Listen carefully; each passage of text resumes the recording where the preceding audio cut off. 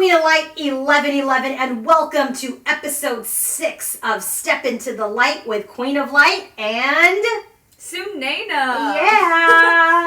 So welcome back and thank you for joining us. For those of you who don't know, I am a spiritual teacher, advisor, healer, and a coach. And if any one of you are interested in a private session with me, go to queenoflight1111.com for a list of my services. And don't forget to follow me on Instagram at queenoflight1111. All right, well, today's episode, we are going to be talking about the twin flame journey and specifically the separation phase. So we're going to be talking about the best ways you can utilize the separation phase. Mm-hmm. So first and foremost, what is the separation phase? Yeah, exactly, right? So I think people will painfully know what the separation phase is because it's one of the most difficult parts of the twin flame journey, okay? It's part of the journey. Separation, what does it mean? It means when you are not in a connection physically with each other anymore. So you've gone through a breakup, they've left, they've ghosted you. That's that physical separation, okay? Right. And so that becomes a phase in this journey which becomes critical for people. So separation in the twin flame journey is about that physical separation. Because remember, the journey is energetic, right? And I am a reader, a coach, a teacher on this journey that focuses on union. A lot of people focus on separation, but that is feeding separation consciousness. And if you understand this journey well, you know this journey is about union of self, not separation. So I thought it was important for me to add my perspective in about separation and how to look at it in a way that is beneficial for you. So what is separation? Separation is the physical absence and connection to your twin. So what do people usually find difficult about the separation phase? Mm-hmm. That's a good question. I mean, I think a lot of us can feel a lot of different things. I mean, there's physical symptoms of, feeling that loss of that human, right? Yeah. Of that person that's with you. It's also, for some people, like they can't get up, they can't go to work, they can't do their job, they lose their luster for life. They feel like everything, all these hopes and dreams, this bubble that they were creating with their twin, like everything has come crashing down. Right. So I think really that the most difficult part of separation is just like this beautiful experience that you had is like no more. And then what becomes then, more difficult is, did I imagine it? Right? Because then you kind of feel like you're going bananas, right? So people really come to me like, am I crazy? Like, did I imagine this? Did this really happen? And I'm talking about like a lot of people, the smartest people in these like in these careers, attorneys, doctors, surgeons, these are like cerebrally sound intellectuals come to me on this journey that are like, what happened here? This is what I was experiencing. And so the most difficult part is that physical loss, but then you getting in your head. And when you get in your head like that, that's ego, that's fear, that's negativity, that's the pain talking. So what are some common misconceptions about the separation phase? Yeah, so misconceptions. So the common misconception about separation is that it is, I don't know if it's a misconception. I will say the most important thing about separation is that it is essential. Okay, so if anybody tells you that, I've been with my twin forever, and we've been talking, and then he's in and out, and there's no proper separation to me means you've had the break, you go on your own way, you're on your individual journeys of healing, of understanding, of growth. That's a proper separation. So I think when people say, we've been in separation, but I'm still talking to him every day, or I'm still texting him, or I'm still seeing him once a month, that's not separation. So separation, I think that's like a misconception is how people are defining, we're not together, as a couple, so we're separated. Yeah. But no, if you're still talking to them, they still have access to you, then that is is not separation. So what's important to understand in separation, what is very, very important is, why does separation happen? Okay, right. Why? People are always like, why did it have to happen? Why did he ghost me? Why this?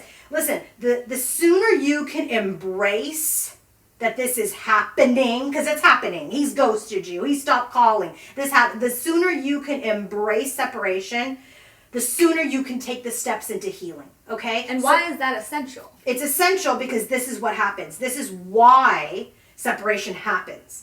Okay? So why does it happen? There's spiritual immaturity.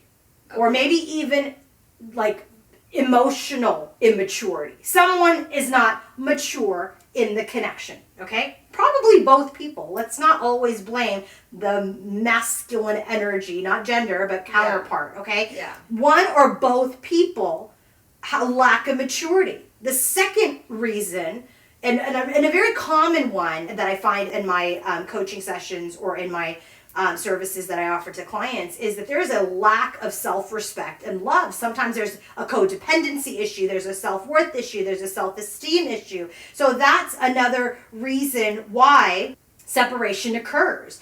Third reason why separation occurs is because more lessons need to be learned. More experiences need to happen. Right. Maybe they do need to go into another connection to understand just how unique this connection was, as a simple example, right? Yeah.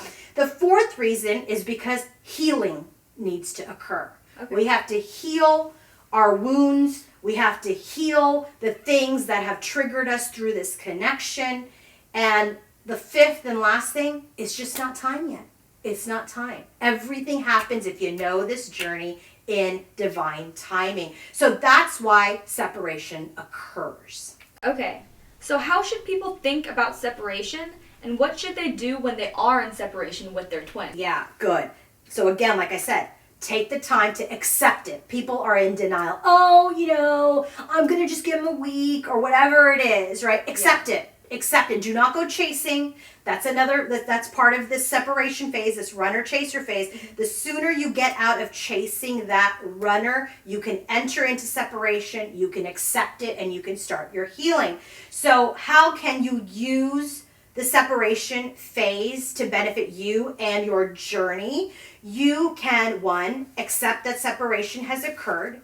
2, get into the energy of looking at yourself in the mirror, because your twin is your mirror, right? Your twin is showing you things. Maybe they've said to you, you're too controlling, you're too bossy. I'm just giving you simple examples. There are going to be a lot of other things that are said, but you have to look at yourself and say, okay, is that a truth about me? Do I control situations? Am I driving this connection? Is this a balanced connection? You have to look at yourself and some of your contribution, okay, to the separation. Another way to look at this separation phase is not only just looking at yourself in the mirror, but then also taking the active steps to correct the things that have come up, okay? You don't always have to be the driver. You have both masculine and feminine energies within yourself, right? And so during the separation phase, it's really about balancing the energies, healing the wounds, understanding why you are doing some of the things that you do. Right.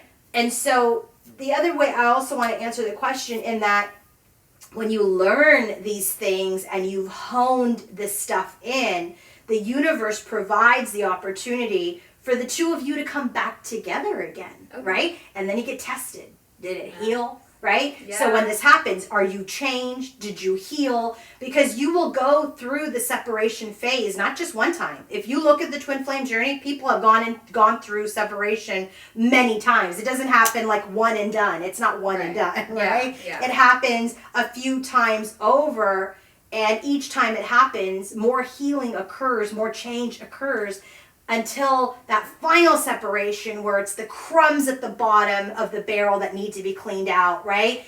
And then mastery has occurred for sacred union to manifest in the connection. Right, that makes sense. So basically, the separation phase is about working on yourself. Mm-hmm. So what about your twin? Should you be concerned if you think your twin isn't putting in the work during separation? That's such a good question.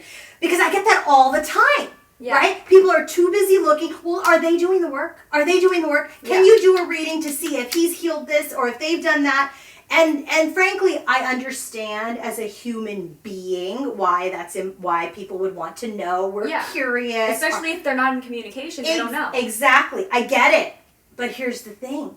You're focusing outside of yourself. Right. Are you doing the work? Have you done the work? Are you healing? Are you progressing? Because if you are at that point in separation, that's all that matters. So I understand and respect the curiosity of whether or not the partner is doing the work. I get it.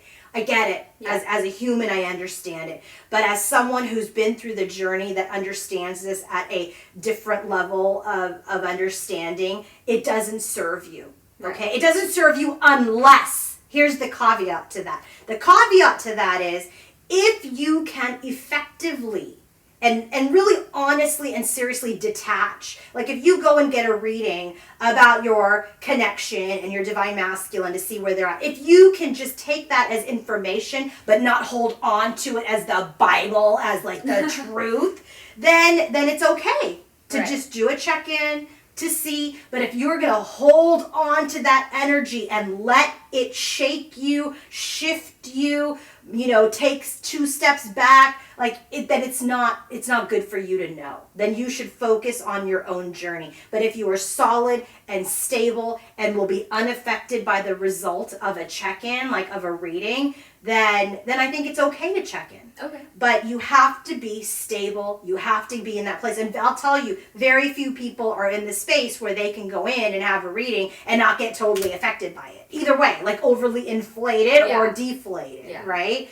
So the question, should we be concerned about whether or not they're doing the work? You should be concerned if you're doing the work. Right. I really think that is honestly the most important thing about this journey is that, remember, I always say this, first and foremost, it is an energy, a connection that is about sacred union of self first. Right. Right? That's union of self first. And sacred union outside of yourself happens after that.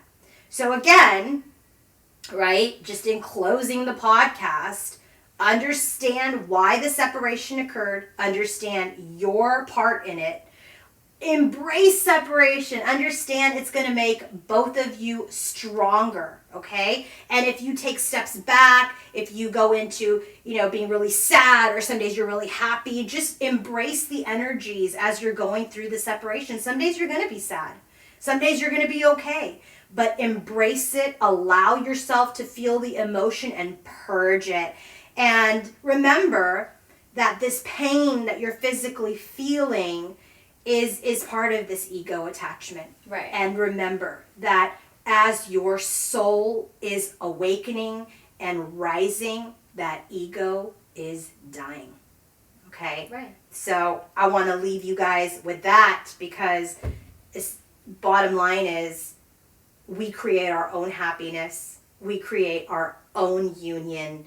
And if you focus on you, and if your journey in your contract is for union with your person, then it's going to happen. But you have to do the work, and you have to focus on you. And that's what it all comes down to. It's you shouldn't be concerned if your twin's doing the work or not. Separation's all about working on yourself, healing yourself. Right, exactly. So some things that people can do to help support them in their healing, is there's coaches, there's healers, there's people can write, you can journal, exercise, move the energy, right? Staying stagnant is not advised. And so if anyone needs help and you're struggling with the separation phase, hopefully this podcast helps you. But if you do need some additional support, feel free to contact me through my website at queenoflight1111.com. I hope you found this episode useful, helpful, hopefully a little funny, and we'll be back again. Thanks so much for listening, everyone. All right, everybody. Bye-bye.